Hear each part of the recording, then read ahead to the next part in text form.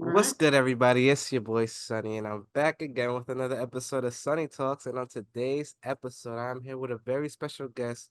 I'm here with the award-winning author, journalist, Christina Hoag. Hoag, sorry, pardon me. Hoag. Hi, Sunny. Thanks Hoag. for having me Hoag. on. Okay. The pleasure is all mine. Well, so Christina, on this podcast, we like to talk about people's like upbringing, or just like basically we go through your life from the early stages up to present day. So Mm. before so before we get into all of that, could you just let the people know who you are and where they can find you? Well, I'm Christina Hoag, and I'm a former journalist, newspaper reporter, and I grew up, we'll get into that, I guess, later on, but all over the world, and I'm now in Los Angeles, and my website's ChristinaHoag.com, and I've written a number of novels and two nonfiction books, which I guess we'll talk about, and yeah, that's, I guess that's it in a very small nutshell. Okay, okay. So you say you grew up all over the world. What was your where did you where were you born, and then where was like your earliest memories? Well, it's a bit of a travel log, which I don't usually like to go into because it sounds like it's just like too much. People Hmm. never know what to make of it. But I was born in New Zealand, and my father's was from New Zealand. My mother's British, and they met in Africa, in Okay. what is now Zambia, in a mining town. My father was a mining engineer. My mother was a nurse. With it was colonial day, the last days of sort of the British colonial era. And I was almost born there, probably should have been born there, but at the last minute, my parents whisked off to New Zealand, where my father's from, and that's where I was born. And then 3 weeks later, we went to Fiji, and then to Sweden, and then to England. So 3 days later after you were born, you Three were on your way to weeks. Fiji. Oh, Yeah, three just weeks. 3 weeks later. I actually always thought it was like a couple months until I saw my mother's old passport, and I'm like, wait a minute, Mom, this is like 3 weeks after I was born. We went to Fiji. I saw the Fiji stamp, and I never knew it was like that soon after I was born. And then when after England, we went to Lagos, Nigeria, and then back to New Zealand, and then to Australia, which is kind of my formative year, really the formative years of my childhood. And then when I was in my early teenager, to New Jersey, and that's where I went to high school. And yeah, and That's so so then random, going all living all over the world and they just end up in New Jersey. I know, out of all places to end up Yeah, in New yeah. Jersey. Okay, okay, so what type of profession was your father or mother in that caused you guys to move around so frequently? Well, my father was a mining engineer, so Okay. he was in like we went to like remote, he worked at a gold mine in Fiji, and Mm. then he was at a copper mine in Zambia, which was then called Northern Rhodesia in Africa, and later he got into more of the business side of it, and so we moved around with a Swedish. He worked for a Swedish company, actually, of all things, and then we, as a multinational, moved around. So I'm what you call a third culture kid, which is when you move around a lot as a kid, um, because of your parents' jobs and things. Okay, so you said some of your formative years were shared between Australia and New Jersey, right? Well, Mhm. yes. Okay, so take me back to okay, so when did you realize like okay, like we move around a lot? I don't know. I just, It when was you just grow up with things, it's just like what you do. mm-hmm. It's like, oh, we're moving again, and that was just how we grew up. And there was just tons of things like from Africa in our house, and from Australia, from New Zealand. So I just grew up in that, and to me, it's so, and it still does. It seems like incredible that somebody would grow up in one place their Mm. whole lives, spend their whole child. To me, it seems idyllic, like a real, I would have loved to have just grown up in one place and known the same people my whole life from kindergarten to 12th grade, but I Yeah. didn't. I went to so many different schools and different people and different, sort of cultures and things that, yeah, it was just a different type of upbringing. Okay, so how old were you exactly when you guys quote unquote settled down? Well, we came to New Jersey when I was 13, and I was really advanced in school. So and I was sort of a year and a half ahead. So I started ninth grade and I was barely 13. Hmm. So I ended up graduating high school right before my 17th birthday. Oh, Um, nice. yeah, so I was sort of really, ahead of my years with all the traveling and stuff. It got kind of messed up, but it is what it is. And then And I and then I went to college in Boston. okay, so but back in those days, where would you say was like the toughest like education? Like where did you learn the most? Like like what place prepared you for, well, just gave you all this education that you felt like, oh, this is nothing to me, that allowed you to graduate so early? Yeah, I think Australia, it was Mm, based on the British system, and it's just a much more rigorous system than when I came to America. Think that the standards were just lower and the schooling was just much more lax. and And for repetitive also. Yeah, and so it was just the British system, I think, just drills more into you, you just learn more. And for example, in seventh grade, what was the equivalent of seventh grade? I had three languages. I had French, German, and Latin. Oh And wow. after that, I stuck with French and German in my second year, and then we moved. And when I came to New Jersey, to Indian Hills High School in Oakland, New Jersey, the guidance counselor couldn't believe that I wanted to take more than one language. I had an extra period. And I said, well, I'll take French. I like French. And oh, Spanish, I'll take Spanish. And he's like, oh, you can't take two languages. And I said, what do you mean I can't take? I had three, just last year. And so, I mean, there was just a lower standard of rigor in the educational system. Okay. I mean, yeah.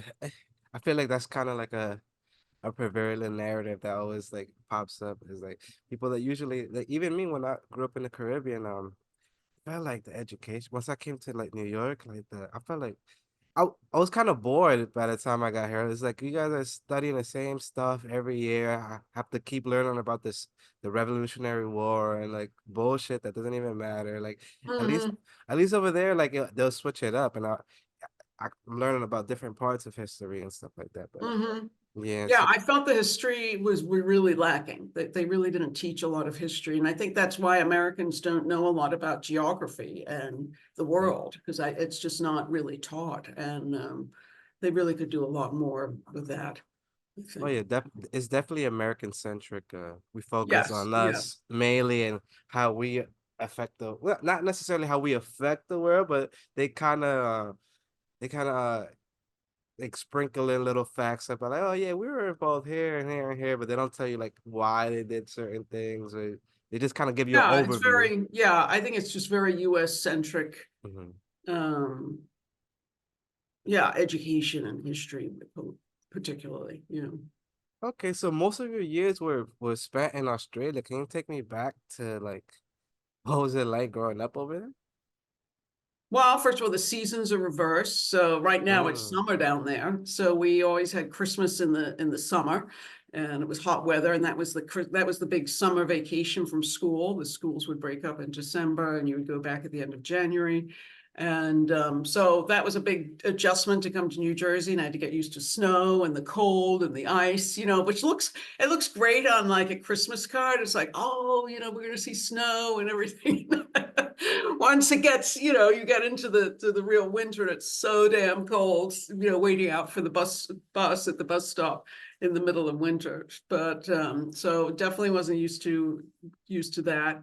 And it was, very laid back sort of society, and Australian society is very egalitarian. So it's known for not really a lot of class rank. There is social classes, there is everywhere, but it's sort of known for being a very egalitarian society and that kind of thing. And I think very rugged. I think Americans are kind of soft people, like, in Australia, we grew up with spiders that, we learned about spiders that were poisonous. And if they bit you, they would kill you. The funnel web spider and the redback spider and different sort of things. And they were in Sydney. I lived in Sydney, in the city, in a suburb, and they were still around, and snakes and things. So it was just a little more rugged, if you know what I mean, Yeah, I and get it. I get it. Especially yeah, now. and a little more like the nature was there. Like there was a lot of flies and mosquitoes all the time because of the hot weather, and so you got used to that sort of a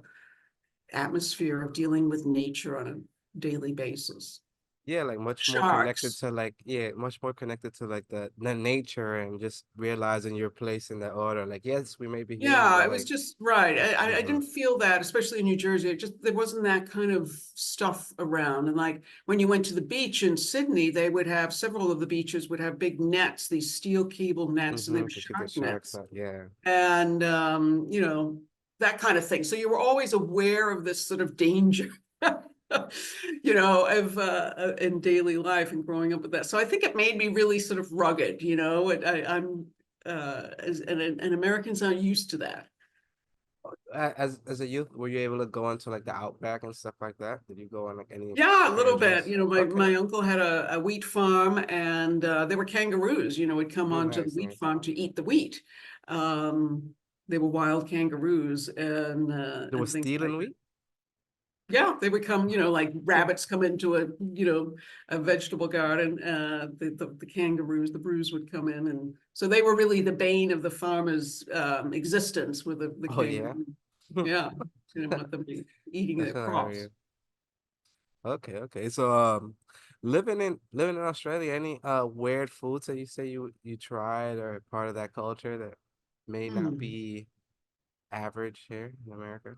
Well, the fast food, is the meat pie, is kind of like Meat the pies. national dish. Yeah, you just buy a meat pie, which is just like a little, in a little bag, and that's what, sort of like What do you mean in a equivalent, I guess, bag? to a hamburger here, but you would just have a meat pie, and I miss the meat pies. They were, like a savory um meat pie. So a meat pie, can you explain it? Because you saying a meat pie, I'm thinking the first thought is what's the barber with the scissor? Not Hannibal, like the Johnny Depp played him. He was a barber, and then they would kill the people and make them Oh, into right, meat pie. Sweeney Todd. Sweeney Todd, yeah. Right. I mean, they have them in England too. Yeah, a meat pie, which is, like Okay, a pie, a pastry. And okay, instead okay, of having like a fruit or a sweet filling, you fill it with a meat, okay. gravy and chunks of meat and maybe potato, carrot, peas, that kind A- of thing. And what do they usually top? Like, is it topped with like mustard or stuff? Or you just You eat can it put straight up? tomato, well, we could ketchup or tomato sauce with what we call tomato sauce was ketchup. That's usually what you eat it with. Okay, interesting, interesting, dope. So, I know it kind of bouncing all over the place, but were there any like standout moments of living in New Zealand? The little time that you did, or no? New Zealand's, it's different than Australia. It's a different climate. So there's a lot of mountains and lakes, and the scenery is just spectacular. And it's very rural. My father was from the South Island, which is even more rural, and there's just sheep everywhere. So, there are more sheep actually in New Zealand than people. Oh And wow. so you just see sheep everywhere. And again, it's that sort of mixture with nature or with agriculture is right there. You don't have to go far to see it, and there's always sheep around on the hills and the paddocks and things. So, and Nice. wool, of course, is a big industry. That's a major export for them is wool. So everything is wool. Okay. So okay, damn. So there's a lot of things going on, and you experienced a lot growing up. Is it safe to say by the time you moved to New Jersey, were some of the girls jealous of your worldly travels? I don't think so. They kind of looked at me as kind of a weirdo. I had a Oh funny yeah. accent. I didn't have the funny, I didn't have the right American clothes like Levi's and sneakers and things like that. So I was very shy and introverted. So it was, every time I opened my mouth, all the heads would, turn to look at this accent coming. It was much stronger. I don't really have an accent much anymore, but then it was a real Australian accent.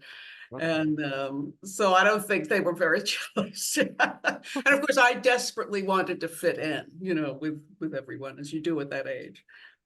Okay. So saying you just mentioned that you were trying to fit in. So what were some of like the activities you were getting into once you got here, like that to help you assimilate into the American culture? I just went to school, tried to have friends. What did I do? I didn't, I've never been into sports or anything like that. I think I joined, I eventually joined the newspaper, and that's how I got into my newspaper career, is I discovered the school newspaper. So I joined the school newspaper actually. So, Okay, and I wrote nice. a rock music column for a little while. So that was Okay, fun. I was just about to ask, what was your first article? Yeah, I think it was about a rock music, I forget, like Peter Frampton or some, late 70s rock star. Yeah. Late 70s. You don't look a day over 25. No, thank you. Okay, all right, nice. So what's up? Okay, so you said Peter Frankton? Frampton, you never heard of him? Frampton? Ah, no, I'm I'm sorry. only dating myself. British guitar player, Okay, okay. It's late, probably late, because he's British. It's definitely because he's British. good.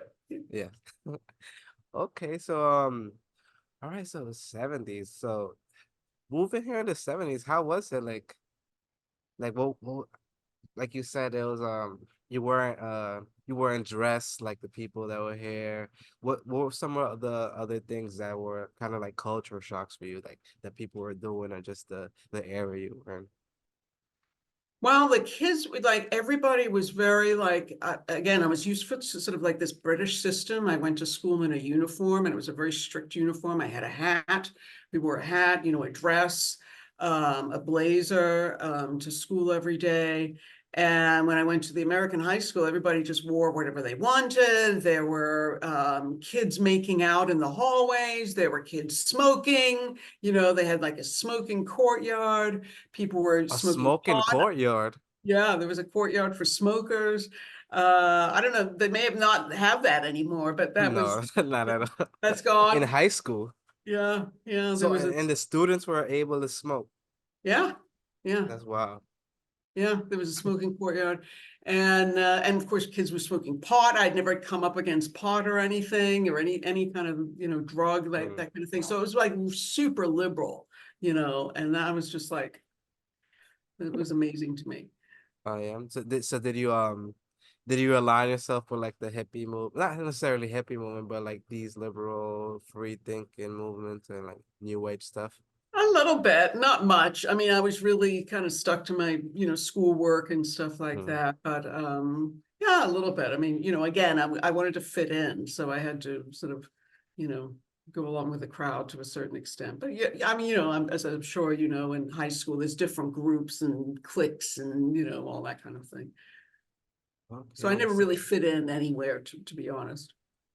I feel that. Okay, so well, speaking about the cliques, did you ever get into like any fights or stuff like that? Like, did these girls No, try to like pick? No, they no. just no, they don't want any problems with the Aussie. No. And I didn't want any problems with anyone either. So I was just like very quiet and mousy, and, didn't want to be really noticed as different. So I Yeah. wasn't about to pick any fights or look for any trouble. Okay, so all right, so you got into the school newspaper and you started writing these articles about music and stuff. When were there any what was the when was the sorry when was the what article did you write that like made it click in your head, like, oh no, this is actually what I want to do, like. Yeah, I don't know if it was a specific article. It was just like working that. And I love to write because I'd always loved to read. So Mm-hmm. I was a real bookworm when I was since I was could remember. And I wanted to write books, I wanted to write. So when I discovered journalism, I thought, oh, this would pay, this is a career I could be paid to write. So I thought, oh, that's what I have to do. I have to, go into journalism. So that's what I did. And eventually that's what I ended up doing, actually, I went to Boston University, and then started working for newspapers in New Jersey. Nice, nice. Okay. Wow. Okay, so what was the first newspaper that you worked for in New Jersey? I worked part-time. My very first job was writing obituaries. for the Bergen Record, which is in northern New Jersey. And that's how I started out, as writing. I'd call the funeral homes and say, "Oh, you have anything for us today?" And they would give me some little, somebody had died, and so a little, couple paragraphs about somebody's life. And then I got quickly promoted to covering meetings, like council meetings, school board meetings, that kind of thing. And then I started a full-time job in Paterson, New Jersey, for the daily newspaper there. And Nice. yeah. Nice. And being in the so wait, so you don't write anything anymore, like you don't work at any publications. You just do your No, I own. kind of freelance, I do freelance, not really even journalism, just editing and Okay. PR writing and stuff these days. Yeah. Yeah. Okay, okay.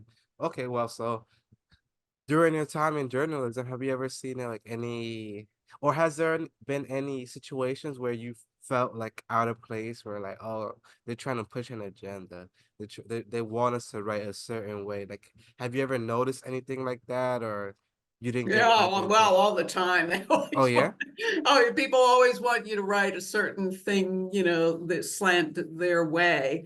But that's And part of the and job as a journalist. You have to write it down the middle and get both sides of mm, the story. Yeah. Yeah. okay, but you never had like your editor say, hey, we're gonna have to, you gotta make this more salacious, so you have Oh, to. no, I'm part of No. the editor. No, no. It Okay, was okay. more that, people you cover, they always wanted you to write or a certain thing. They wanted you to cover a certain thing that made them look good, especially, politicians, that kind of thing. Okay, so you never had a situation, let's say, where you go to your editor like, hey, I want to write about this story that's going on here. Like, no, we can't touch that at all. Nothing like that. No, not really. I don't recall anything like that. No. Okay, okay, that's good. Right, and so and another question I want to ask, being that you work, let's say, well, I want to just say around the 80s in Mhm. journalism, Mhm. these times were kind of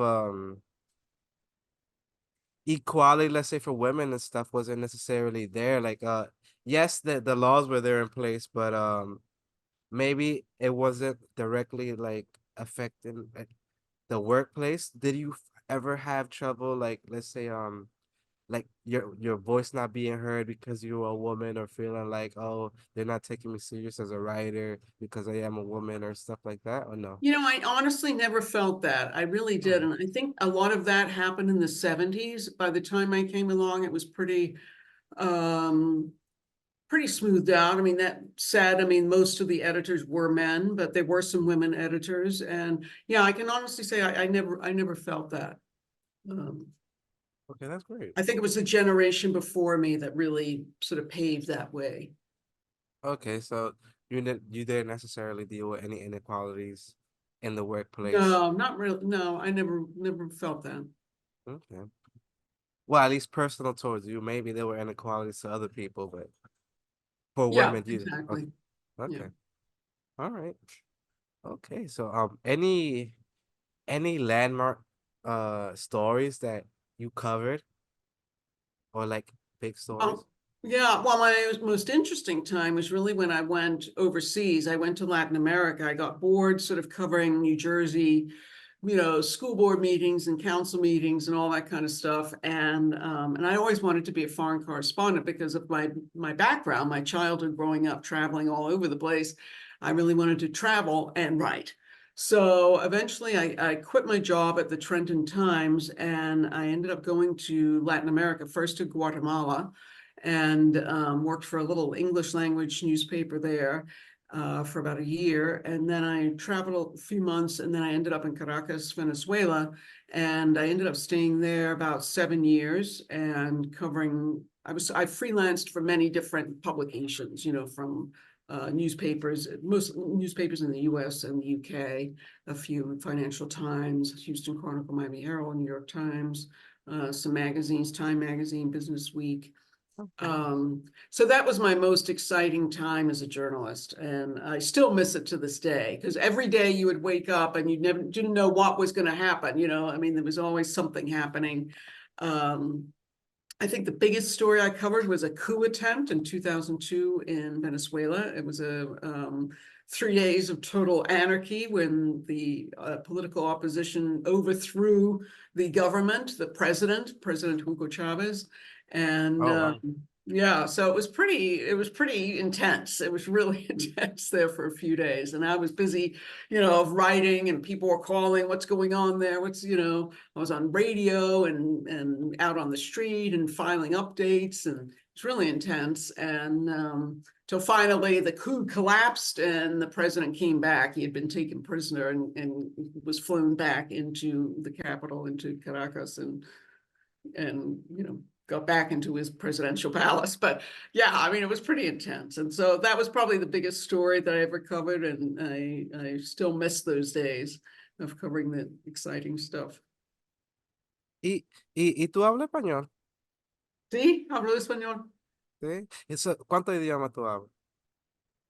Bueno, español, inglés y un poco de francés. Nice, nice. That's dope. Okay. All right. So, okay, you know what's is weird about Hugo Chavez in Venezuela? I kind of like I don't know if it's just me or like the younger generation. For some reason, I feel like did he die young? Cause the main picture that they show of him, that's the picture I picture, right? And for some reason I don't like you saying that he was alive in 2002 still and doing stuff. I'm like, wait, what? Like he was still around?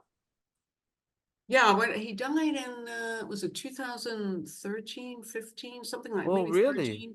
Yeah, he lived on quite a bit. He died of cancer, and to this day they still have not released where, what cancer he had. Mm-hmm. It was something in his abdomen. But anyway, he died of cancer, I think at age 50 or so, 52 maybe, something like that.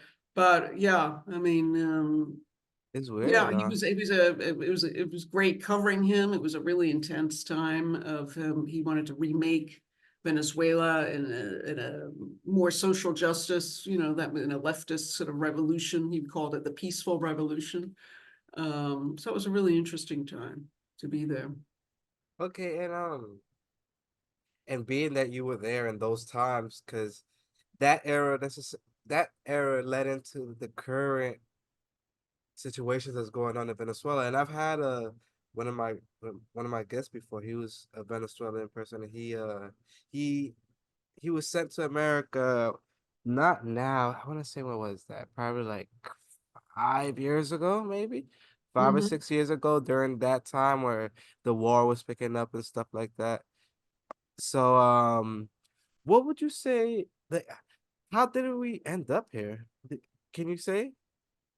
I know it might be like too much of a question I like know it's a this long, to, long yeah. history and whatnot, but in a nutshell, Chavez died, and he was really revered. He was almost like sort of worshipped by, Hmm. especially the poorer um, population, who really saw him as one of their own. And he did do a lot of things to increase the wealth there, or redistribute the wealth, and the poverty level did decrease. So when he died, there was sort of a vacuum. His handpicked successor is the guy that's still there now, Nicolas Maduro. Oh, And so Nicolas Maduro came directly from Chavez's regime. yes, yes, he was Oh, a wow. top sort of, guy. I forget what he was, but he was a top guy in the whole Chavista movement.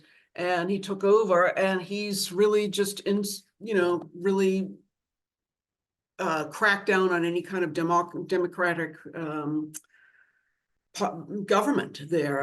Hmm. It doesn't allow any opposition. He's really just cracked down, and they really, although Chavez did a lot of things to reduce the poverty level, he also kind of took away all the private enterprise, nationalized a lot of businesses. So the main industry of oil really got weakened, and a lot of people fled. A lot of educated people in Venezuela went to Miami and stuff. So it's really the economy just started tanking because of the government control there, and over the economy. And then, they just crack down on all kinds of political freedom, Rivals, yeah. yeah, freedom of the press, freedom of assembly, all that kind of thing. So it's basically now an authoritarian dictatorship. It is weird because Americans, they kind of I don't know if the word is like they kind of put him like on an idolized state, because even with like the shirts with the red star and everything, like you see all types of people wear. I think like the earliest people like I remember wearing is like Most Def and like these type of rappers and stuff. You get it? Like I always saw the imagery like represented like through shirts and like through pop culture and stuff, like maybe posters. But I never really knew the like the politics of the guy. You get it? And that's why I was saying like I was kind of surprised like when you said like that he was alive like later on, even though like I remember seeing like pictures of him. I'm like, wait, this guy is like still around and stuff. But I feel like he was so like idolized in society that we kind of like I just thought he was dead for some reason. I don't know why. And I felt like he was a martyr of some sort.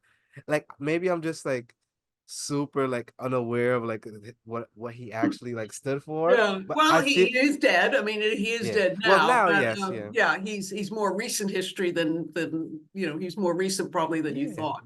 Yeah, Yeah. because I feel and I think like a lot of kids like my age or stuff, they kind of probably share the same sentiments. So can you like explain to me like some of his politics? Like I know that he's kind of sometimes associated with fascism, or am I wrong with that? Or is it with Well, his idol was Fidel Castro in Cuba, mhm. and he just idolized, the Cuban Revolution, and that's what he want. That was his ideal. That's what he really kind of wanted to remake Venezuela like a new Cuba, and uh, but Venezuela is not Cuba in 1960. So it didn't go quite as smoothly for him, and he didn't quite take over everything like happened with the Castro government in Cuba. But so there was always an opposition, which was mainly the middle and wealthier classes to Chavez. Also the So there was middle and wealthier classes where it gets yeah, yeah. So he was very much idolized, but he was a leftist. I mean, and then he went, to the extreme left, to sort of a socialist, basically a socialist program, Yeah. So, and interesting. that sort of started undermining the economy and stuff like that. I definitely got to do more research. I'm gonna do some deep research on like Hugo Chavez and his stuff, because like I said, I feel like Americans we kind of have like this just from like the shirts and stuff. Like we just kind of have like, oh, this guy was a good guy or something. Like for some reason, it like his face with that picture, like I don't know what is it about it. It just it makes like it's been used in pop culture so much, and with like certain people wearing them, like the socially conscious people and all that. Like it makes you think Hmm. like, oh, this is a good guy. Like, and I remember like forget who I was talking to, but it was a Venezuelan person, and they were telling me like, "Oh, no, we fucking hate that guy," or whatever. It was like, or like sometimes I'll see people like, let's say it's like on the internet, some guy has like a Hugo Chavez shirt, and like the comments will be like, "Oh, you fucking you're supporting a socialist or like this bad guy or whatever," and I never truly understood the context, but I'm definitely gonna have to do some research on him. Yeah, he's an interesting figure. He really is an interesting person. He was very in person. He was very charismatic. He could speak to a crowd of hundreds of thousands of people, and he was a great orator. And with people would really get swept up in his fervor and in his what he would say. He was that kind of a um, speaker. Very uh, Yeah. charismatic. Okay. Definitely. Okay. So being that you worked in South America so long, and you kind of were all over the place. Can you like t can you explain to me, well, can you give me some examples of some sticky situations you found yourself in? I know there's the one where you had to hide as a nun to escape something in Yes, I Caracas, know. was it? That was probably the one you were going to bring up. Okay.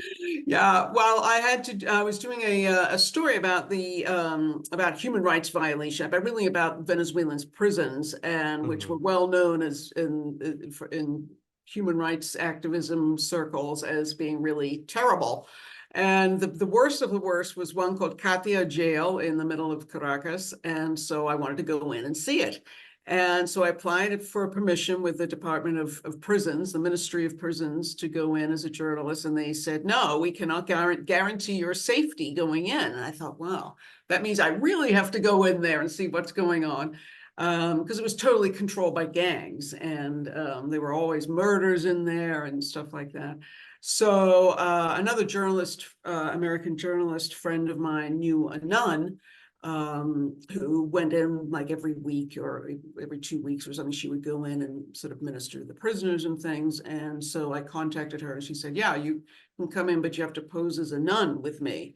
So I said, Wow. okay. I said, do I have to dress in it like a habit and everything? She said, no, I go in a t-shirt and jeans. So luckily I did not have to put the whole, robe on, the whole a nun's habit, but I had to go in with her as a nun and tell her, and sort of pretend, which is not really ethical in, sort of journalism terms, but it was the only way I was going to get inside and see what was going on. And it was pretty wretched. I mean, it was pretty awful. We What went were to, some of the human right violations that were especially concerning?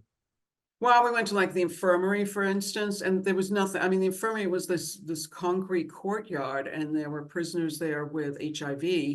And I Wow. said, what treatment are you getting? And they said a glass of milk. And that was the only medicine or treatment they were getting was, they would get an extra glass of milk a day. And they just looked terrible. I mean, they were just thin. They were, on the ground, lying on the ground on concrete. I mean, it was just terrible. And then we went into the kitchen, and I went and looked in where they prepare the food, and there was just like a thick coating of this black grease on everything. And it was disgusting. I mean, it really was. And on the tables, on the kitchen prep area. Just And then nothing I ever went, got wiped down. no, yeah, it's just terrible. And then some prisoners wanted to show me in the basement. They said, senora, we want to show you these aguas negras, which is wastewater, sewage. There's a broken tube down there. So I went down there. I said, okay, I'll go look. And there was this broken pipe with all this black, I was Black negative, water, yeah. black water coming out, it was wastewater just flowing, onto the floor. And And this was in a the cell, or this it was was like in a common in the area? basement. So once we got into the prison, though, into the jail, there were no guards. The guards Oh, stayed on inside. the outside, like the Oh. perimeter. So the prisoners ran the place. I mean, that, Mm. it was like the inmates running the asylum. And that's, and it was just gangs. There were people, people with drugs, weapons, prostitutes went in there, That's what I was whatever. gonna ask. Did they keep the women separate? Like where there was no control of that? Yeah, I don't know. That was just a men's jail, but I mean, women would go in there as visitors, obviously. But yeah, and then there was no visiting room like in a regular an American prison. There's a visiting room you go Yeah.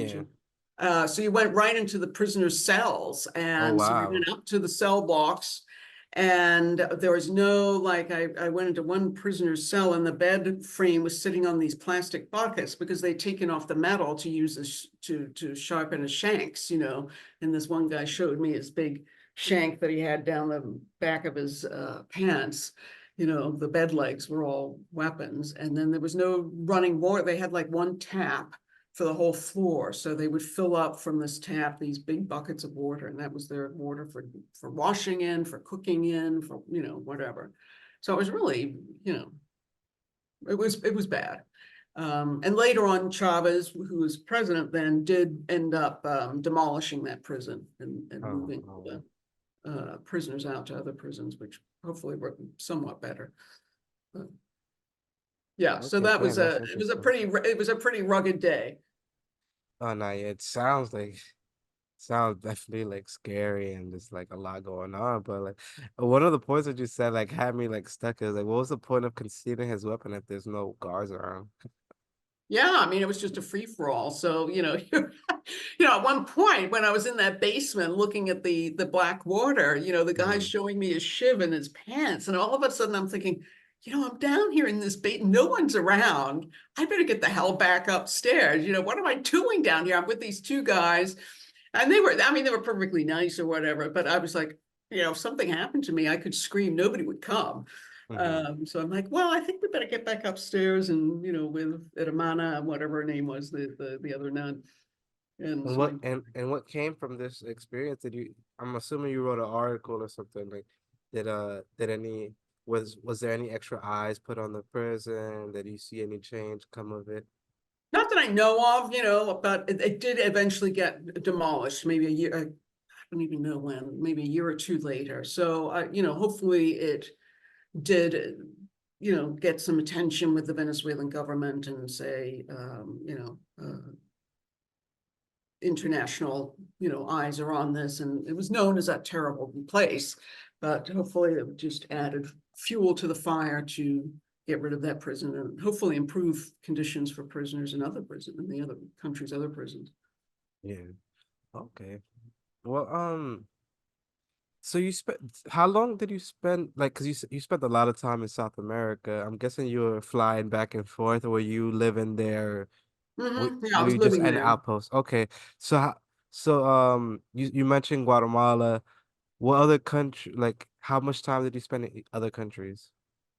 And then I lived in Guatemala and I lived in Caracas in Venezuela, and then I traveled basically, all over. Okay. Yeah, I went to pretty much all South Other country. American, Latin American countries I did not go to Suriname or French Guiana. I went to a bunch of Caribbean countries as well. Did some reporting from there, Haiti, Dominican, Grenada, Aruba, Trinidad. Um, Okay. saw a few other places, Curacao. What were you Um, necessarily reporting in these areas? just different things. Like in Haiti, I was reporting on what they call Restavex, and which is it's the people are so poor there that the rural families would give their children to like a middle class Oh, family yes, yes, yes, in yes. Port-au-Prince to be raised, but the family would usually use them as kind of child slaves, basically child. Yeah, yeah. It's kind of Yeah, like indentured slavery in a way. yeah, it Not was necessarily. really, I wrote about that. Yeah, me, I know a lot about that, but it's weird because like I know how it may seem, but like from at least from my experience, like my family in Dominican Republic, like my aunt, she initially she had no children since she had money and she took in a lot of kids. Like Oh, that's nice. at least me just like growing up, I remember like there being at least I want to say like four girls that lived that she like raised up. I was like, Hmm. yes, they had to work, like they worked, but I mean it. I guess it could be considered labor. It's more so like chores. Right, it But was household chores and yeah, stuff. Some of them got really abused, in Haiti, sexually abused, physically abused, they'd be yeah, whipped that's or bad. beaten. And there was a priest there who would rescue them, the ones who did get abused and things like that. And it's a shame because the parents, who were rural, uneducated people who, thought they were giving their children to someone who would give them shoes and take, send them to school and that kind of thing. So that's what I wrote. And then Dominican, I wrote a story about the cigar industry. I wrote about Dominican cigar industry, and I wrote another story about the tech boom. At one point, there was a big tech boom, and a lot of companies were relocating there for different tech things. And Like telemarketing and stuff like that. yeah, and stuff like that. Yeah, Okay, makes sense. yeah, yeah. All right. Okay, so you kind of like traveled all over when you were down Yeah, and there. I did a lot of different kinds of stories. I tried to look for like human interest kind of stories, like the rest of X or whatever. But sometimes I did businessy stories, depending on what I could, sell. And as far as the rest of X, is there any extreme moments that you would like to share, like something that like really like tugged on your heartstring with those type of stories?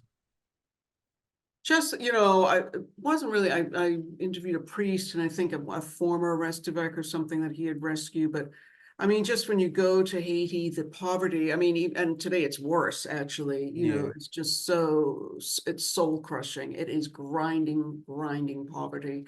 And it's just so close to, the United States, this incredibly rich country. And there are people there who literally eat earth. They make like little patties out of earth and put some salt in it. And I mean, it's just horrible. And I went to one place where, there's no running water in a lot of places. So, the adults, the parents send the kids out with these big plastic jugs to go to a community faucet, a tap, and they all fill the water and put it on their heads and walk back to their huts and things like that. So it's really, yeah, I mean, it was just a really heartbreaking place to report on.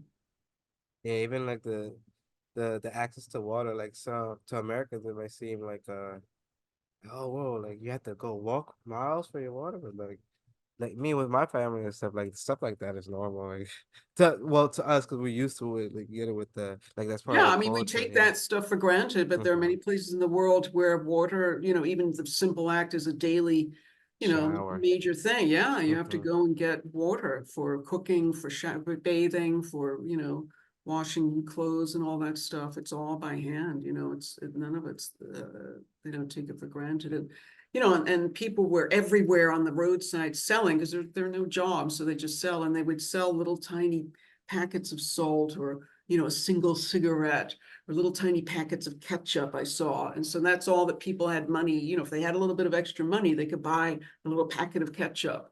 And I mean, it's really, really grinding, crushing poverty. Yeah, it's definitely a hard situation, and it's like it's hard to think of solutions because Yeah, I mean, it's, the and corruption. apparently, yeah, Hmm. it's even worse today, I think. And, but it was just, and I saw a dead man, there's so many people walking because everybody walking, and the buses, what are they called? The tap taps, are so crowded that there's people walking in the roadways, like maybe five, abreast. So they get hit by cars all the time. And I saw this man lying in the road, and he would have been hit by a car, and he's lying there dead in the road, and everybody's just Um, walking over him. And I said to the taxi driver, I said, what's going to happen to him? They said, oh, an ambulance will come and pick him up. And I was like, oh my gosh, this poor man lying in the road. mm, God rest. Well, okay. So when did you decide that you wanted to it's enough of a reporting. I want to just like when did you move back to the US? Like take me back to like was it a traumatic situation that happened? Did you have to leave South America or were you just No, done I with it had all? I had my son, and so he was reaching school age. He was 5 years old, so I decided it was better to. And at that time, Venezuela was starting to go, down the In the hatch. Mhm. So I moved to Miami, and I worked for the Miami Herald for 5 years, and then before coming out to LA, where I still am. So that's where I um, eventually came back. But it was a tough decision because I knew the journalism, overseas is great because it's so exciting and different, and there's, major stories. I mean, you were always covering like, major stories. And here, the journalism is much more boring, but the living conditions are a lot better, Mhm. So I had to, give up the exciting journalism, because I thought my son would be better off here. Yeah, definitely. I mean, definitely when kids come into the picture, you can't just be running around in a third world country ran by gangs or a corrupt Yeah, government. I mean, it was a little different. He got to, as I say, he got to school age, and I wanted to go to a good school, and, and that kind of thing. So, and Venezuela did look at that point, which it did. It went, down the tubes. So, Okay. All right, so yeah, definitely child like having a child usually changes you. Um, can you speak to like I know you've interviewed like gang members, bank robbers, thieves.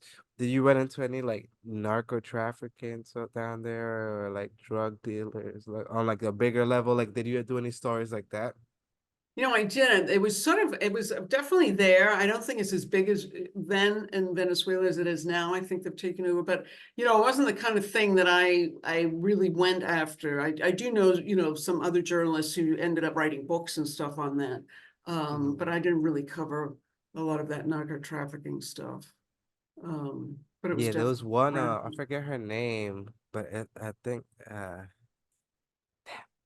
forget the name, but she's from Guatemala, and I think her Mm, name was La, I forget, it's blanking.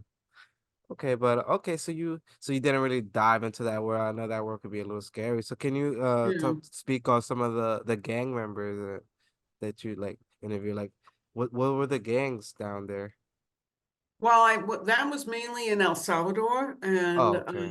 yeah, so I did a couple stories there in San Salvador about, and the way I got into that, the story I basically got into that with was they were American, they were Salvadorans who had went to the United States, who had gone to the United States as babies or small children, came to Los Angeles mainly, but some other places, Mm, and then got involved in gangs as they grew up, because they went into neighborhoods that were mainly Mexicans and they formed their own gangs. And that was the origins of the Mara Salvatrucha and the Calle 18, the 18th Street Gang. And those were the two Salvadoran gangs. And then in the late 90s, the US started a policy of any immigrant who had, got arrested, had a criminal record, would be deported. And even if they had mm, green cards or not, mm-hmm. they just ship them back. And so that's when they started shipping out a lot of gang members, because they were foreign born. So a lot of them went back to El Salvador and to a country they basically didn't know. They'd been born there, maybe lived there as very young children. Some of them didn't speak Spanish, or barely spoke Spanish. They went to live with relatives they'd never met. And so they're real fish out of water. And then they started their, basically took the gangs with them. And that's, how El Salvador, and then later, which later spread to Honduras and Guatemala, the big gang problem there. So Mm. I covered some of that. So I interviewed a lot of these homeboys who had been deported. The And homeboys. yeah, and they were trying to, make a life, because they couldn't come back. Once you get Mm-hmm. deported from the United States, you cannot come back. In other countries, you may be banned for 5 years or something, but in the United States, once you're out, you are out. Yeah. So, And I know some that of them, in Salvador, like it's like super hard for like even if you change your life, like it's gonna be extremely hard for you to get back into society and have like some sort of normal life. yeah, and they missed all the American things, the shopping malls, it was very difficult to get a job. And of course, salaries are very low there and the standard of living, they all missed United States and really were desperate, desperately homesick and coming and wanted to come back. So that's what I wrote the story about. Um, yeah, so it was really, again, really interesting. It was a really interesting angle on the Civil War because that's why their parents had left, their families had left El Salvador due to the Civil War. So it was kind of like this weird sequel of the, consequence of the war, that this gang problem had come out of that. So something that I wanted to ask you, I know it's kind of different because just in today's life, we think of things as viral and like going like super like just going viral and stuff. What was your biggest story that you have done like, and like how did you realize that this was a big story? Hmm. No, I mean, probably the coup was a really big story, that, and I got a lot of calls from different, radio stations in Trinidad and United States wanted to, they saw my name, so they would call me and say, what's And going, on that case, on the yeah, coup. Okay. yeah, on the coup attempt. So probably that. Another big one was there was a huge mudslide in Caracas, about 5,000 people dead. Oh So wow. that was a big story. I don't know, anything that went, viral per se, but Yeah. those was some of the bigger stories. The hand over the Panama Canal, when the treaty between the US and Panama ended, and Mm. the United States had to hand back the canal, control of the canal, to the government of Panama. That was another big So were story. you there on the ground? reporting Yeah, I on was it? there just before. I wasn't there for the actual handover, just before I went and did a story leading up to that. So that was And pretty how interesting. were the tensions in the area? Like, what was the vibes? Another modern term. Like, what was the vibes back then? Oh, they were, I mean, they really wanted, the Panamanians were very excited about getting the canal back, because that was going to be a big source of revenue for the country and stuff. So, but it was but they were very pro-American, friendly to American and thing. So Okay. there didn't seem to be any resentment or anything like Yeah, that. it was just like we want our stuff back so we can control this. And Right. I mean, they were just like, did they okay, get did they out. have did they have because the canal it also generates energy, right? Did they have access to the energy back then, or was it like being solely used to by the Americans? Or you don't know too much I on don't either. know. It's a good point. I assume they had access to it, Yeah, probably because I'm they just probably guessing like bought it. yeah, I'm just wondering like why like how much more would they benefit by having complete control of it? That's what. Well, they got money because, ships going through that canal pay a fee. So Okay.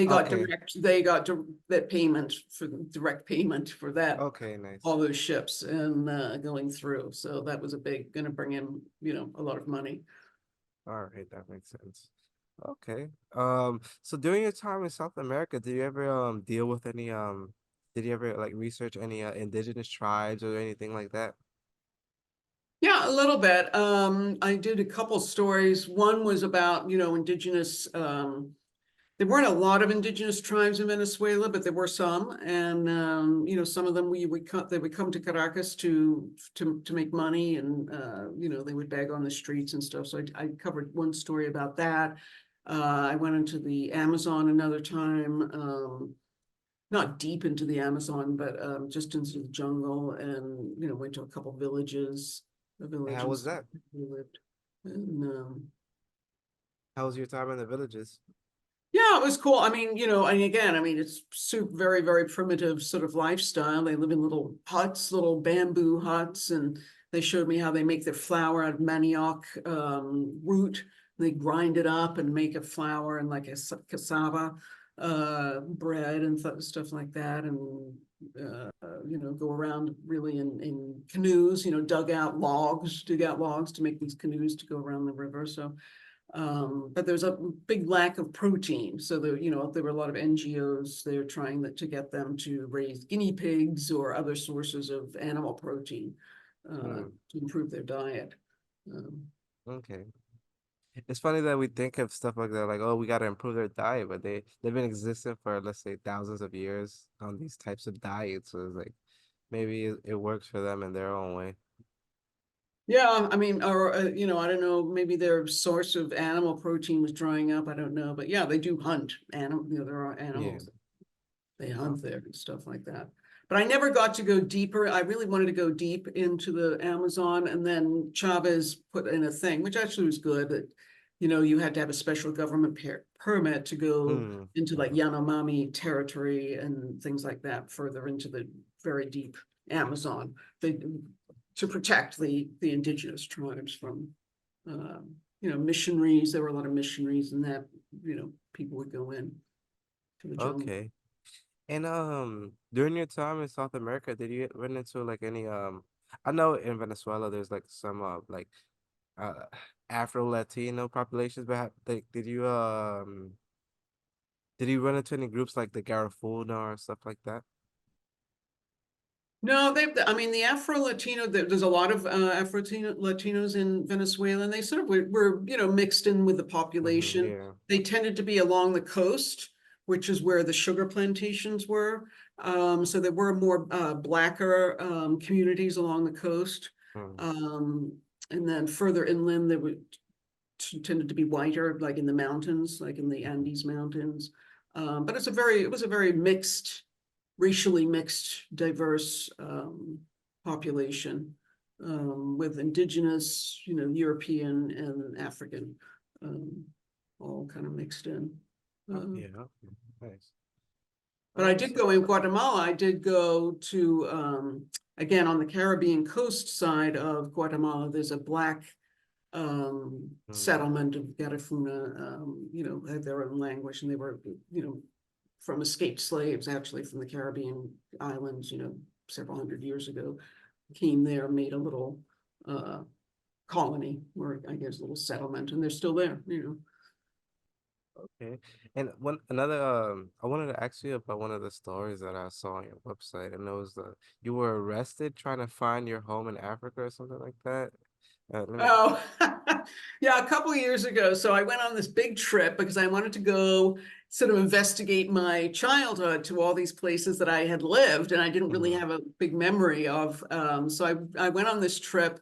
It was right before the pandemic, luckily. And so I ended up going to Sweden, to Stockholm, and then I went to Lagos, Nigeria, and I had the address of the house where we used to live, in an area of Lagos. And so I had a driver. We went, to find Rycroft Road, which was over by the port of Lagos. So we're driving along, and it's just bustling with people. And there are trucks lining up to go into the port, to the ships and stuff.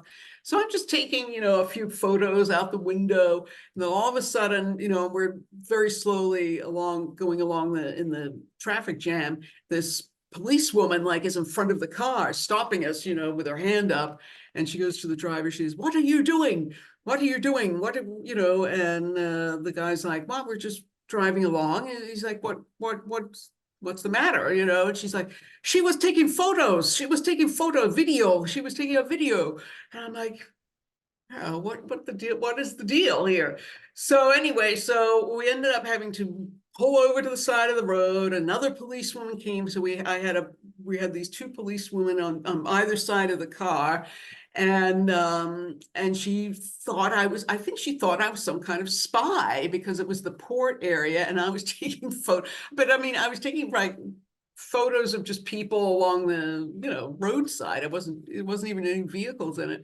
So the driver I was with, Joseph, got kind of annoyed at this because it clearly wasn't doing anything. Yeah. And so he pulls over, and he gets out of the car, and he says, "Stay in the car, stay in the car."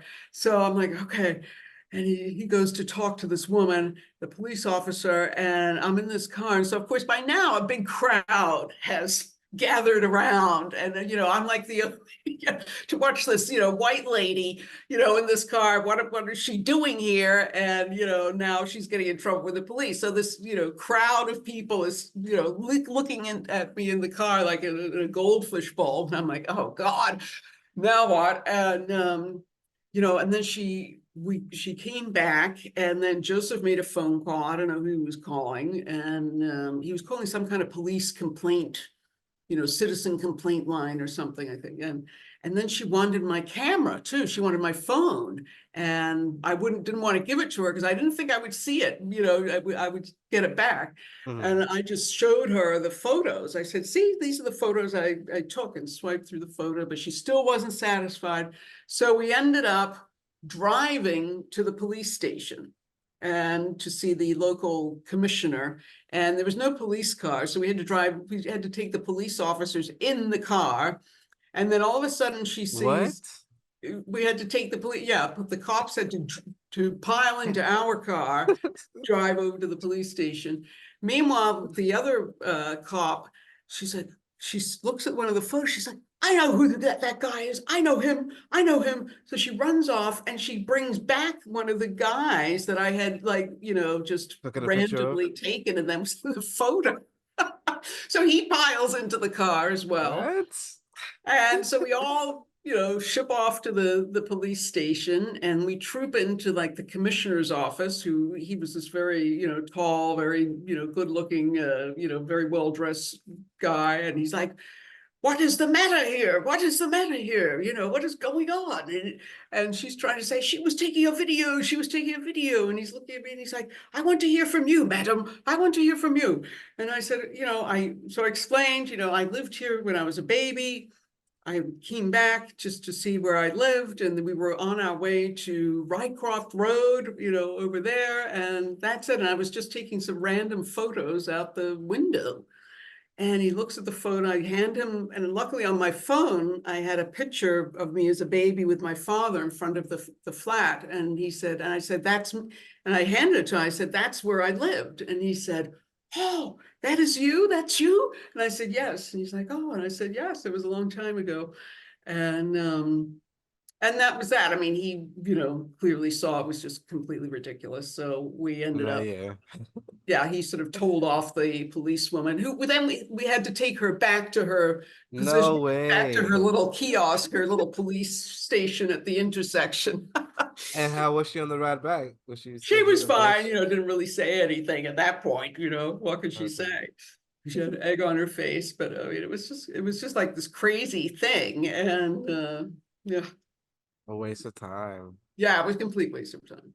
But she just got, I guess having a foreign person there taking photos you'd never come across, or, there's not a lot of tourism in Nigeria, I will say that. Well, now there's. Yeah, I mean, maybe there's more now, but there's not a lot. Well, you were a remote area, right? Well, I was in the middle of the city, but I wasn't in a tourist area or anything. It was Mm. I guess because I was near the port, she thought maybe it was a strategic area or something. Why does she have like like what is she thinking about? I Like don't what? know. It was pretty Uh, weird, the whole thing. she And thought the British were coming. yeah, maybe she thought it was some weird plan. I was with the CIA or the MI6 or something. Yeah, but Ridiculous. So how did that trip end up? Like, how did it go? Like, did you ever find your old home? So then afterwards we drove over to Rycroft Road, and I found the building. At least I think it looked like the building. Obviously it changed quite a bit, but I found it. Yeah. Yeah. Nice. Mhm. Okay. So it was just, it's when you live in so many different places, it's sometimes you look, it's like, because you can't sort of, it's not physically there, and you talk about it, but you can't really imagine it, or it's not physically there. So it almost seems like it doesn't exist. So I wanted to just see it, these different places. So that's what Nice. happened. So on that trip, that you went to different, like you went to New Zealand, you went Well, I know that one, and then I went on to I went through Johannesburg in South Africa, and then I went to Zambia where my parents met, and to northern Zambia, to this remote mining town, and where I was almost born. So I wanted to see that because my parents had always talked about Mafalira, and that was the town near the border of the Congo. So I went there, and nice. And how was it? it was a funny town because it's like they've got all these very English style, because it was owned by this big mine. There's a big copper mine there, which was where my father worked. And it was owned at the time by an English company that had built all the housing. It was a mine town. And so there are all these English style houses and with hedges and chimneys, and in the middle of the African bush in this African town. It was just very odd. It was just very like colonial. Mm-hmm. The English had just imported like this little English town and plopped it in the middle of the African bush. So it was an interesting sight, and they had a swimming club and a rugby club and a golf course, and this had all been originally built for the mine employees. Um, And was it still heavily like populated by like white? no, they'd all gone. It was all, Oh yeah. it was all African. The government of, in fact, I think I think it was nationalized by the government, who then sold it to another company. But yeah, all those the whites are all gone now. Yeah, all the old colonials. Yeah, Okay, but so they still like kept like the building, like the rugby yeah, club is the still a houses rugby are club. still Okay. there. Yeah, Okay. That's the brick interesting. That's houses, nice. and yeah, Nice. Nice. Okay. so it Wow. was. So yeah. So I mean, you had a time. Mm-hmm. Okay. So can you tell me a little bit more about like the novels that you've written? Because I know you've written some nonfiction books, and the main one was about the name is I know it's Jackal. Carlos the Jackal, yeah. Yes, Carlos the So that Jackal. was the latest one, which I covered some of the story of Carlos the Jackal, who was a terrorist in the 1970s, and most famous for taking the OPEC ministers hostage in Vienna in 1975. That's when he really made a big, worldwide splash. And it turns out he's Venezuelan, Oh and he wow. was had joined the Palestinian liberation cause. So I had covered some of his story in Venezuela because he's kind of there regarded as kind of a national hero, actually, not as a Oh bad, really? not necessarily as a bad figure. I had What's the amassed a lot of wording? research. Like, what do they call him? They don't call him a terrorist, I'm assuming. Oh, he's a terrorist, but they just thought he's a revolutionary. That's what they call Hmm. him, like a freedom Okay. fighter, a revolutionary kind of person. And so I'd amassed a lot of research about him. So I decided, I said, oh, I have all this stuff here. So I wrote it's a short biography book, and I wrote it kind of in a novelistic fashion and about his story, starting in Venezuela and ending in a French prison when he was captured in 1994 in Sudan by the French. And it was just a fascinating story. And I just had a great time researching it and writing it. He was a really, interesting figure. Just he was very charismatic. He was a real ladies' man, and he used his girlfriends he had all these girlfriends in London and Paris, and he would leave bags of guns and weapons in their apartments and things like that. And it was in an era where there was a lot of radical groups, leftist groups in Europe. So he at one point was sort of a rogue mercenary. He would hire himself out, to carry out bombings for different governments, for the Romanian government, and with these contacts with all these radical groups in Europe, until he kind of fell out of favor in the late 70s, and then went to Syria. He was behind the Iron Curtain for a while back in East Germany and Romania and Hungary. And then they eventually got sick of him and kicked him out. And then he was in Syria and Jordan, and then ended up in Sudan, where he eventually got captured. But yeah, so it's a good story. Okay, and can you speak to me about Peace in the Hood? I know. Peace, yeah, Peace in the Hood. When I came to LA, I worked for the Associated Press, and and I covered a lot of urban issues and urban affairs kind of thing. So one of the things, LA is the gang capital of the United States. So I was back on the gang beat. And I met this guy, did a story on this guy, Akil Bashir, who runs like a gang intervention academy. So he takes like former gang members and trains them as sort of street peacekeepers type thing. So anyway, we ended up collaborating on a book, and nothing had really been written about this. And it's sort of half manual, like a how-to manual, gang intervention, and also a lot of his stories from the street, working the streets and things. So it's sort of a memoir slash, manual. So it's called Peace in the Hood, Working with Gang Members to End the Violence. So that's been really interesting. It got, it's been used as, or still is, I don't know, at UCLA and University of Southern California, several universities. And then Akil uses it. He now trains the whole concept of what now they call it community intervention instead of just gang intervention, but community violence intervention all over the place. In Newark, he's done a lot of stuff in Newark, New Jersey, and Paterson, New Nice. Jersey. Yeah, in Washington, D.C., in Seattle, Tacoma, all over the country. But that was our sort of textbook. So we want to do a follow-up, which is a wider one, not just talking about more gangs, but more like different other violence intervention. So it's basically using the community instead of having the police, come in and, as we all know, what happens when we call the police a lot of times, and especially in urban neighborhoods. So he's using the community themselves to intervene and halt violence, especially these cycles of retaliation and, that drive a lot of violence. Mhm. No, definitely, it's definitely a lot. It's and that's dope. How did you feel when they picked that up at the universities? Like I know like did you feel proud? Like, okay, like now. Yeah, I mean, I'm still proud of that book. It's a good book, and it was very well received, and really was the first one. I don't even. There's a couple of others that are very academic. There's nothing really like that you can look at it and you can kind of show some techniques on where you should stand and look signs you should look for a violent individual, things like that. But it's got a lot of narrative stories about the effects of violence. And people who resort to violence, or they're driven to it by different circumstances in their lives, that kind of thing. So it's got a lot of stuff in it. Yeah. And okay.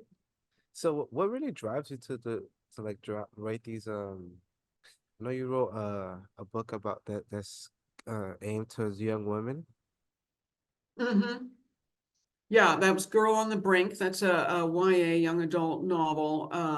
And that's actually also about violence, but that I actually kind of, it was inspired by something that I went through with an abusive boyfriend. And I just felt really strongly to write something that would be kind of a cautionary tale to girls, teenage girls, as they start out on their dating lives and stuff. And sort of it lays out in a narrative, in a story about red flags you should look for, because there are definite red flags of an abuser that if you know what they are, you can avoid it. You can get out quickly. The sooner you get out of one of those relationships, the better. The longer it goes on, the more difficult it is to get out. So that's what it's about. So, and it's, I have a high school reporter. It's set in New Jersey, actually a fictional town in northern New Jersey. And she's a high school reporter, and she meets this guy on a story and gets, swept off her feet, love bombed, as they say.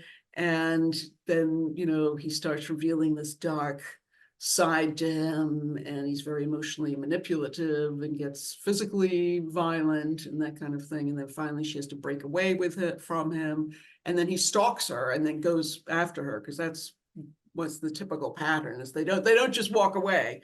It's all about control. Abuse is really about control, not as much about the violence. They use violence as a tool to control. So, and then it goes into the aftermath of all that, but it has a happy ending. Definitely make sure everybody checks that out. So what are you like? So what are you getting into nowadays? I know you just finished writing your most recent book was Callers to Jackal. Um, like what are the type of stories that drive you nowadays? Like what are you working on? I have a mystery novel about a podcaster and sort of a true crime kind of podcaster kind of thing. So that I've got pretty much, I'm taking a break from that, but I've got the plot down and the characters and everything. And right now I'm writing a screenplay and for a movie, script about something, again, drawn from my own life, about my mother's has dementia. And so I'm writing about, it's something to do with that. It's sort of more of a personal thing. So I'm trying to draw on that, personal well of emotions. So that's going pretty well. So when that's done, then I'll go back to the novel and finish the mystery novel. Oh, nice, definitely. And so you haven't got into like the podcast space. Like I know you've just been guests on other podcasts, but you're not thinking about like, I feel like you should do series about these things. I know you have audiobooks, but Yeah, I mean, it just is, again, it's a time, Mhm. requirement, and I just, yeah, I hadn't thought of doing that, but maybe that's a seed of an idea. I'll have to think about it. But yeah, I mean, it's all just, putting in the time for these things, and everything, the act of doing something, and then you have to market it and distribute it to get, listenership, readership. That's always the daunting bit. It's almost easier writing the book, then you have to sell it.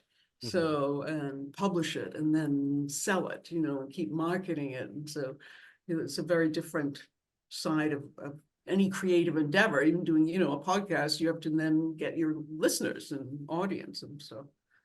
So Okay. So, well, so one thing that I always ask anybody is, have you ever had any spiritual encounters or UFO or just something you can't explain? Have you ever seen something weird out there during your travels in life? I think, but I often thought, as traveling around, I had like a guardian angel, and Mm, yeah, I had so many close calls with different mm-hmm. things. One time in Quito, Ecuador, I got back to my hotel room and my bag had been slashed, but it hadn't gone all the way through. There was a lining in there. And if it had gone all the way through, they would have got my wallet, my passport, everything would have gone, but they didn't. Another time, and Oh, I you was will walk well, in that I was just situation? walking in the crowd. It was a crowded area, so they, Yeah, yeah, yeah. came up close and just slashed my bag. Another time in Colombia, I was going to take a bus. It was a long distance, actually to Ecuador, and I was waiting for the bus the next morning, and I was going to go, and something happened. My foot swelled up, and I had like this swollen ankle. So I thought, oh, I won't go. I'll just stay another night, and I'll go in the morning.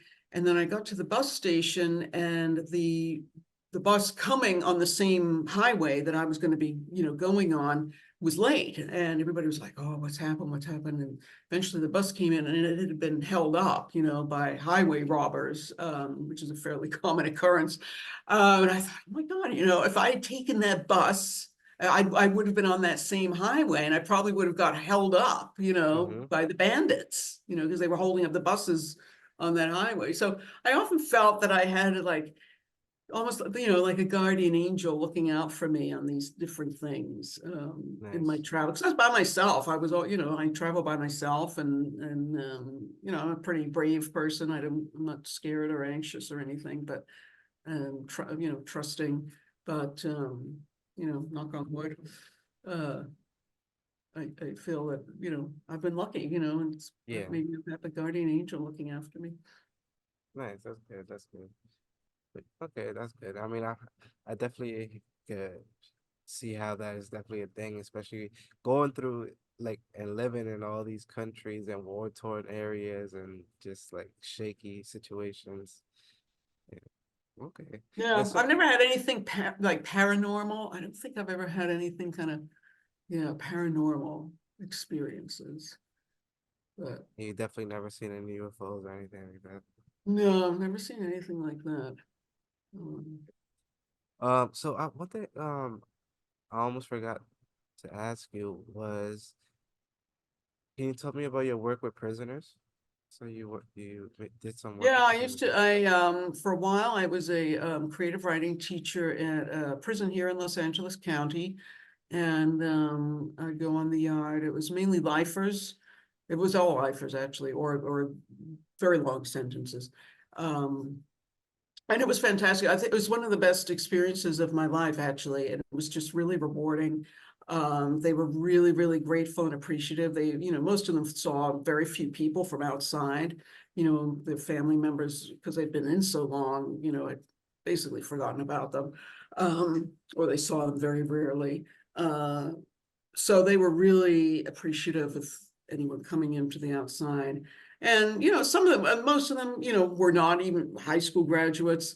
Most of them, they were kind of interested in writing and they like to write about themselves and their experiences. So I tried to encourage that as more of a therapeutic thing. Writing can be very good therapy to write about your childhood or, and some of them had just had horrific childhoods, and you can see how they had ended up, from very early on. You could see how the system had pushed them into prison, kind of thing, through gangs or crime, drugs. Drugs were, a big reason.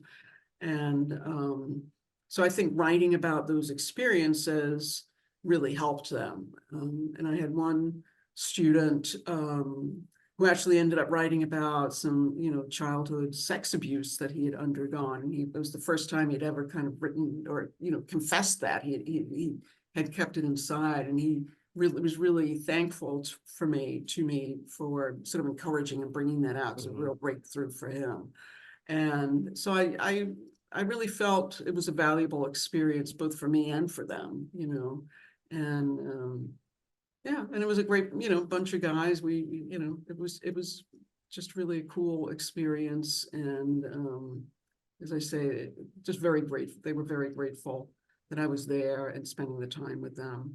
And I just really enjoyed reading their stuff. It was really, as I said, a lot of it was very, very moving and poignant stories of their lives. Were any of them able to publish anything? I put them up on Medium, medium.com. I made like a special little, I think it was, what was it called? Life Through the Barbed Wire, Life Through the Fence or something. I made a little, name, and I would put them up there, and they loved that. I mean, and then I would print them out, and I would give them the printouts because they couldn't have access to the internet, but they loved that. And then they would tell their family members, and they would go and look it up online and stuff like that. So that's how I tried to get their work out to the world. Nice. That's great. That's great. Yeah, that's amazing work. Okay, so anything that you want to let the people well, any story, first of all, any stories that you want to make sure you get out, or anything that you want to let the people know? Just that you can look me up at ChristinaHoag.com. My books are all on Amazon.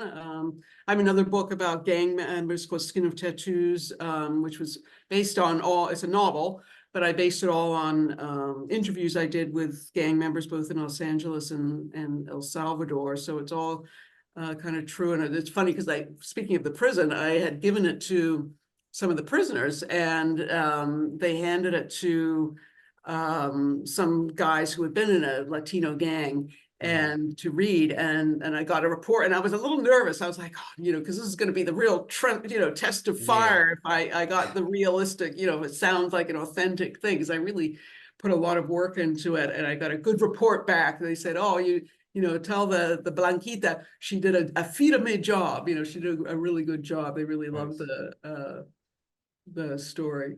So tell the white lady she did a good job. No, yeah, that's It great. felt like, well, if only you could put that in an Amazon review, But yeah, it's a story about gangs and gang member in LA who's trying to get out of the gang, but he get pulled back in. It's a very difficult lifestyle to break out of. But eventually, well, I won't spoil it, but anyway, it's a good story. It's got a lot of heart into it about an immigrant family and stuff. But as I say, all based on reporting. And have you been able to have you been able to shop like any of your stories to any like production companies or anything like that? Not really. I'd love to, obviously, but I'm working on that. So, That's great. fingers crossed. Yeah. I think that one would actually, the Skin of Tattoos would make a great TV series because it's got a group of guys, like, the clica, and you could develop all those storylines, all those characters, which in the novel there's not room enough to do, but in a TV show you can, develop all those different characters and their different storylines. So I think that would make a really cool TV show. Okay. Well, I guess why not just ask you, well, with the current state of like America and like the border crisis or whatever is going on, how do you feel about the influx of all these not necessarily just the well, I'm asking mainly for like the Venezuelans and all of that. How do you feel like about them coming through? Because I know like they're starting to get a bad rap because of like the bad actors and you get it, and the people and I saw there was a report recently about one of the gangs. It was like confirmed that now the gang members are there and here in New York specifically. But how do you feel about everything that's going on right now with all that? Yeah, I mean, it's terrible. I mean, people are just desperate. They're desperate to leave. They're desperate for a better life. And, the president did open up the border, so they came, and they will keep coming until there's, they close the border or make it a little more difficult. But yeah, I mean, and obviously cities, New York, LA has been strangely exempt from a huge influx, but obviously Texas is really affected. New York has been really affected. But just over swamped with migrants, and Mm-hmm. I can't blame them. I would do the same if I were in their shoes. I would take Yeah. and do it. At the same time, there has to be border and immigration policy. Every country has border controls and immigration. Even the countries that they come from have them. Yeah. Hopefully there can be a little more meaningful immigration reform, so there's a better way for them to enter, rather than just show up at the border. Yeah. There really has to be better, more meaningful reform efforts on that. But yeah, I mean, it's obviously straining social services in New York City to, and there's people on the street, and stuff like that. Yeah. So it's really, I mean, it's unfortunate. Really, it's just horrendous. Yep. Yep.